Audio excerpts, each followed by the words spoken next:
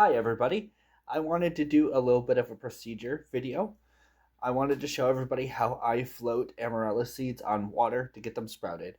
So I've got my little spread set up. I've got a couple of paper towels as well and a pair of gloves because I've been using a lot of hand sanitizer as a CNA and my hands dry out and I don't want to expose them to hand sanitizer unnecessarily. So I've already cleaned my table, cleaned my hands. So what I'm going to do is put a little bit of hand sanitizer in that, and on the inside of the lid, we're going to need that to keep our humidity up while they're trying to grow, and so nothing like no mold or spores or anything get into the container and contaminate our seeds. So I'm going to wipe this off real quick after I put on some gloves. A little bit of ASMR.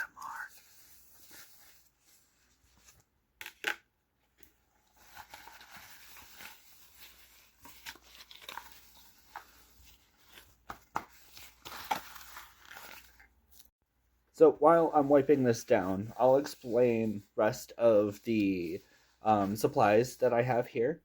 I have this clear little shallow container. It's just a little deli container. I think I got this one. I had snails delivered in it. Yes, I'm weird. I have this paper plate so seeds don't go everywhere. I'm also colorblind, so I can't see the seeds on my table, which are both dark colored. So I don't lose anything. Obviously, the hand sanitizer, or you could use rubbing alcohol. It dries faster.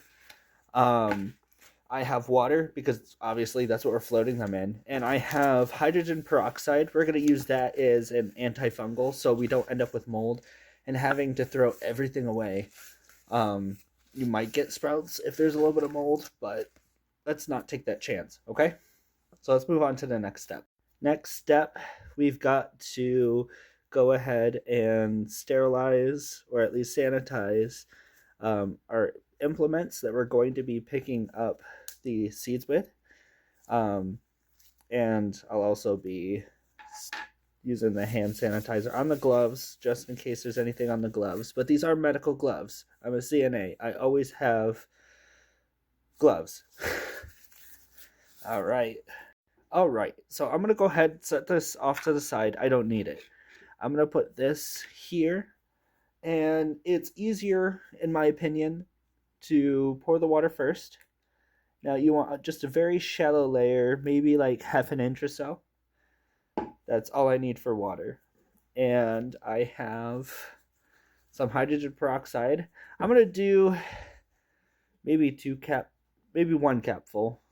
We'll see how that goes. I've got plenty of seeds in case this doesn't work out. So we're using that as an antifungal, antimicrobial, all that fun jazz. It will dissipate in a little bit. It'll break down into water and oxygen without harming the actual inside of the seed. It'll just take care of all that stuff that's on the outside before it dissipates. So let me go ahead, open up the seeds, pour some in the plate, and then we'll start sorting out the good and the bad ones, and I'll show you how I float them. Alright, so this is all the seeds that I have left that I haven't planted or packaged up. These are my experimental seeds, so if these don't work, it's okay. But you can see I've got a whole mix of ones that are viable and which ones that aren't. So, another reason why I do it on a plate is because it's so much easier to just, fold the plate in half and pour them back into the bag instead of having to scoop them up into something and pour them into the bag. Get out of there, you little bugger. There we go. So you can see this seed right here. I think that one might not be viable, so we're not going to attempt to grab that one. We want ones that are nice size, plump. And I think there actually might be two here, so we'll see. No, just a really plump seed. We're just gonna, that's it. That's literally all you do to float them. Let's see. That one's a weird one. I'm only going to pick the best ones for this process. We don't want anything that looks like it might have been moldy, anything that might not work, that might get moldy. We want something that is most likely to grow with water, because water can go bad so fast. This one looks like a nice one.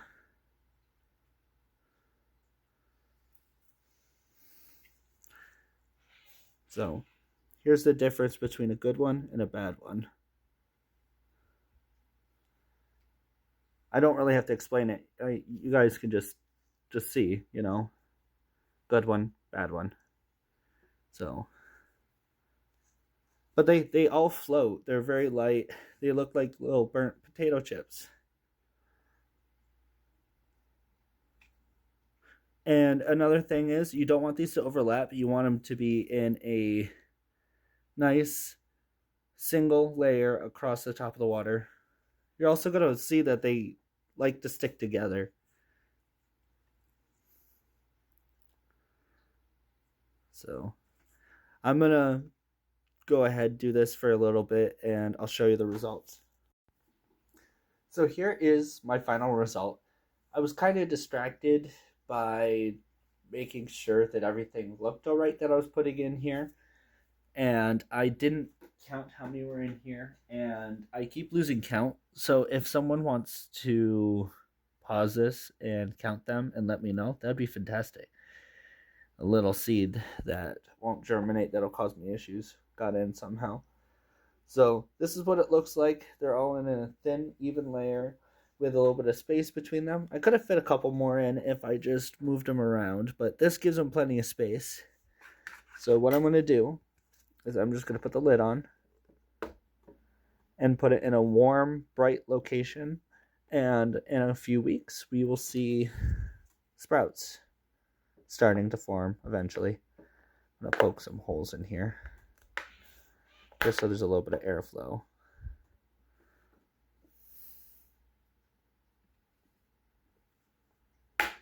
That's it.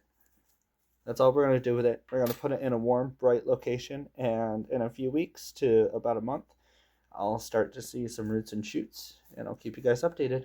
Thanks for watching. Bye.